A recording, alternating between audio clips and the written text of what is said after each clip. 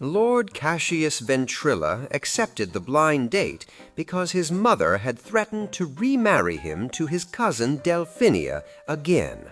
And in the upper echelons of imperial nobility, when your mother threatens you with paperwork, resistance is futile. The date had been arranged by his sister through what she called a very exclusive off-world networking app. Cassius had assumed this meant she'd found someone from a neighboring subsector. He was half right. The other half was currently ordering what appeared to be live prey at a restaurant that definitely hadn't been on open table. Her name was Xelara. She had introduced herself with a smile that showed precisely 3 teeth too many, and Cassius had found it absolutely charming. "The waiter seems nervous," Cassius observed pleasantly, adjusting his cufflinks. They were engraved with the family motto, "Paperwork conquers all." Well, they said they would. The requisition form is processing. The waiter returned, visibly trembling, and placed something that was definitely still moving on Xelara's plate. Cassius politely didn't stare. His etiquette tutor had been very clear about that. "So," Cassius continued, cutting into his own meal, a safe, non-sentient grok steak. "My sister mentioned you work in acquisitions." "Pain harvesting," Xelara corrected. "Oh, that's the technical term. Fascinating. Is it quite competitive?" "Only if they run." "Initiative-based performance metrics. Very modern.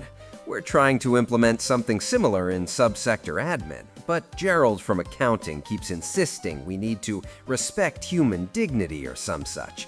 Real innovation killer, Gerald." Xelara leaned forward. The candlelight caught on what Cassius thought was an unusually ornate knife collection at her belt. "I'm going to be honest with you, Cassius. I thought this would be easier." "First date jitters?" I asked sympathetically. "I brought a list of conversation topics. Would you like me to get it out? It's color-coded." For the first time in approximately 4,000 years, Xelara of the Poisoned Blade Cabal experienced something adjacent to uncertainty. This was not how the evening was supposed to proceed. She had accepted this date as reconnaissance. Imperial nobles made excellent targets for raids, and this one had apparently been so desperate that his family had paid a significant sum to an information broker who owed her a favor. The plan had been simple: seduce, capture, deliver to the homunculi, enjoy the screams for several decades. Except this particular noble seemed to be operating on an entirely different script. "Your knife work is exquisite," Cassius gestured at her belt. "Are those ceremonial, or do you actually use them?" "Oh, I use them," Xelara purred, deciding to lean into the situation. She drew one blade, a beautiful implement designed to separate skin from muscle with artistic precision. "Would you like a demonstration?" "Would I?" Cassius actually clapped his hands together. "My sister collects antique weapons, but she never lets me touch them, says I lack the killer instinct, which seems rather judgmental." Xelara stood, circled the table like a predator, and pressed the blade lightly against Cassius's throat. Other diners, those few who had not already evacuated, made various sounds of distress. Cassius made a sound like someone appreciating fine art. "The balance is remarkable. Do you sharpen these yourself?" "I sharpen them on the bones of my enemies," Xelara said flatly. "Resourceful. Reducing waste is so important these days. The Minuterum sends us these long Vox messages about recycling. Nobody reads them, of course, but the intent is lovely." Xelara withdrew the blade, stared at it, then stared at Cassius, then back at the blade as if questioning whether it had somehow malfunctioned. The date proceeded, or rather it continued in the technical sense that both parties remained in proximity to one another, though perhaps not in any sense that conventional wisdom would recognize as a date. Over dessert, Cassius had ordered something flambéed. Xelara had ordered something that Cassius was fairly certain was still blinking. The conversation turned to hobbies. "I enjoy flaying," Xelara said, having given up on subtlety entirely. "The systematic removal of skin from living subjects. I'm quite accomplished at it." "Oh, like competitive taxidermy?" "No, nothing like that." "Do you have a portfolio?" Cassius asked brightly. "I'd love to see your work. I'm terrible with my hands, all thumbs, really, which is ironic because I still have the standard number of thumbs, but I do appreciate craftsmanship." Xelara produced a small holo projector from somewhere within her Baroque armor. The images it displayed would have sent most Imperial citizens screaming into the night. Cassius leaned in with the attentive expression of someone at a gallery opening. "The precision on this one is remarkable," he said, pointing at an image that should have triggered several survival instincts. "How long did it take?" 3 days. He screamed for most of it. Dedicated. You don't find that kind of commitment in people anymore. My colleague Bertram took a sick day last week because he had existential dread. Can you imagine? I worked through my entire existential dread phase, barely missed a deadline. "Why won't you scream?" Xelara asked, and there was a note of actual frustration in her voice that would have alarmed the archons of her cabal had they heard it. "Oh, I'm terribly sorry," Cassius said, mortified. "Is this one of those dates where there's expected participation, like those murder mystery dinners? I should have read the invitation more carefully. Give me a moment to prepare. I want to give it proper effort." He cleared his throat, assumed what he clearly believed was a frightened expression, and produced a sound like a moderately concerned tax auditor who had found a discrepancy in column 7. "Better?" he asked hopefully. Xelara put her head in her hands. This was wrong. This was all wrong. Humans were supposed to break. That was the entire point. They were fragile, terrified little creatures whose fear fed the eternal hunger of Commorragh. They weren't supposed to compliment your technique and offer constructive feedback. "Perhaps we should move to a second location," she said, falling back on the plan. Her raiding party was stationed nearby. They could simply take him.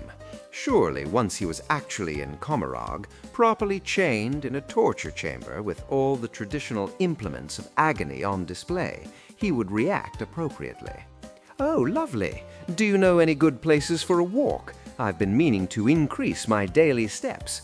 The Medicae gave me this passive-aggressive pamphlet about it." The second location turned out to be an abandoned warehouse district, because Dark Eldar lack imagination when it comes to abduction sites. Cassius noted with approval that it was well maintained despite its abandoned status. "Excellent preservation of infrastructure," he commented. "You don't often see that in decommissioned industrial zones." Xelara's raiding party emerged from the shadows. 12 warriors in Baroque armor, each a master of inflicting exquisite suffering, each armed with weapons designed to cause maximum agony. They surrounded Cassius in a formation that had been practiced over centuries of raids. "Oh," Cassius said delightedly, "you brought friends. How thoughtful. I'm afraid I didn't prepare enough conversation topics for a group, but I can certainly improvise." The leader of the raiding party, a scarred warrior named Sulcresh, who had personally tortured 3,000 souls to death, looked at Xelara. "This is the target?" "Yes," Xelara said tiredly.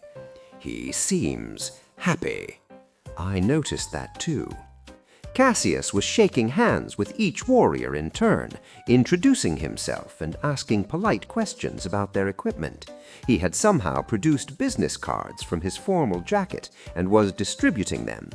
"If you're ever in subsector Administratum-Gamma-7, do look me up. I can give you a tour of the filing systems. We recently reorganized the entire Third Millennium archive, alphabetically and chronologically. Revolutionary stuff." Sulcresh leaned to Xelara. "Has he been drugged?" "I genuinely wish." The raiding party attempted to proceed with standard abduction protocol. They bound Cassius with chains that had held countless victims. He complimented the knotwork. They activated their torture implements. He asked if they'd considered ergonomic handles. They threatened him with eternal suffering in the depths of Commorragh. He asked if there was a benefits package. I only ask because my current position offers dental, and while I never use it, Imperial dentistry is appalling, it does feel good to have options, Cassius explained. One of the warriors, apparently overcome by the sheer wrongness of the situation, actually stabbed Cassius in the shoulder. It was a clean wound, professionally delivered, designed to cause maximum pain while avoiding major blood vessels. "Oh, bother," Cassius said, looking down at it. "This is my favorite jacket. Mother gave it to me. Do you think the blood stain will come out? I've got a man for that. Well, I have his Vox number at least. He's very reliable, though his prices have gone up." The warrior who had stabbed him made a small whimpering sound and backed away. Xelara watched all of this with the growing realization that she had made a terrible, terrible mistake. Not a mistake in the sense that the raid had gone wrong. Raids went wrong sometimes. That was the nature of the craft. But a mistake in the fundamental understanding of what kind of universe she lived in. She had operated for millennia on the principle that all beings experienced fear and pain in roughly the same way, that suffering was universal. Cassius Ventrilla was teaching her that the universe was apparently more horrifying than she had imagined. "I have a proposal," Xelara said abruptly. The raiding party fell silent. Cassius perked up. He loved proposals. He had 17 current proposals in processing at the Administratum, and he checked on their status weekly. "We're going to let you go." "Oh, was this one of those team-building exercises?" Cassius asked. "My office did one last quarter. We had to escape a room. I didn't, but I did discover that the filing cabinets were incorrectly labeled, so it wasn't a total loss." "Yes," Xelara said, grasping at the explanation like a drowning woman at driftwood. "Exactly that. Team-building." "Wonderful. Did I pass? With flying colors, you can go." "Should I leave a review somewhere? I'd be happy to. 5 stars across the board, except perhaps for the stabbing. That felt a bit off script, but I appreciate the commitment to realism." The raiding party parted to let Cassius through. He walked toward the exit, paused, and turned back. "This was lovely," he said earnestly. "I know first dates can be awkward. Emperor knows I've been on enough disasters, and my mother keeps a spreadsheet of those, too. But I genuinely enjoyed myself. Would you like to do this again sometime?" Every member of the raiding party, including Xelara, stared at him in collective silence. "I'll take that as a alvoxihu," Cassius said cheerfully. "I understand. You're probably busy with work, the flaying and such. Very time-consuming. I'll send you a follow-up message. Is Vox best, or do you prefer data slate?" He left. The warehouse remained silent for several long moments. "What," Sulkresh finally said, "in the name of every dark god and forgotten power was that?" Xelara sat down on a conveniently placed torture rack. "I think," she said slowly, "we just encountered something worse than she who thirsts. Worse than a chaos god. A man completely unaware that anything is wrong, ever, about anything." The raiding party considered this. "We should report this to the Archons," one warrior suggested. "And tell them what? That we found a human who defeated us by being nice, oblivious?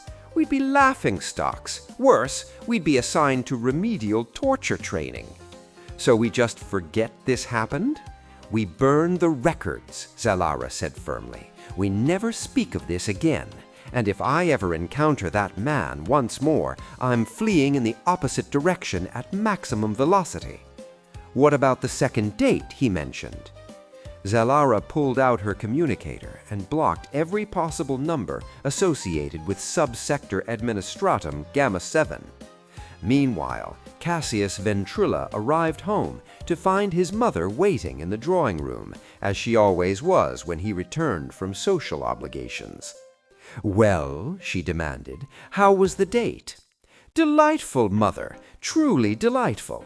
She showed me her knife collection, and we went to this wonderful abandoned warehouse with her colleagues, very dedicated people. I think she might work in performance art." Her mother made a note on her data slate. "And will you be seeing her again?" "I certainly hope so, though she seemed a bit overwhelmed. I probably came on too strong. You always say I talk too much about filing systems. I do say that frequently. I'll try to be more mysterious next time. Perhaps I won't mention the alphabetization project until the third date."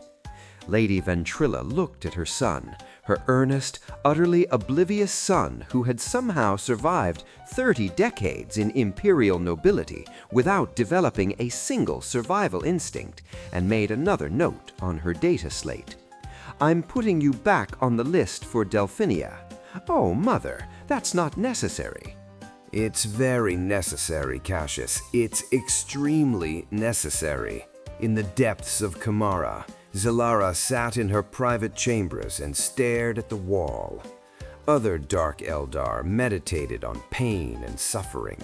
Tonight, she meditated on the profound existential horror of meeting someone who had somehow inverted the entire natural order of predator and prey simply by being too oblivious to recognize which one he was supposed to be.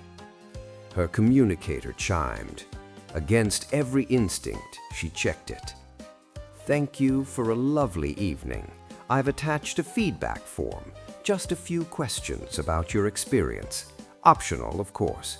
Also, I found a wonderful deal on blade sharpening kits if you're interested. Cassius." Xelara threw the communicator across the room, where it embedded itself in the wall with enough force to crack the stone. Then she realized he'd somehow gotten her personal Vox code, despite her blocking him. She made a sound that was not quite a scream, which was ironic, because screaming was supposed to be her entire profession. End of recording.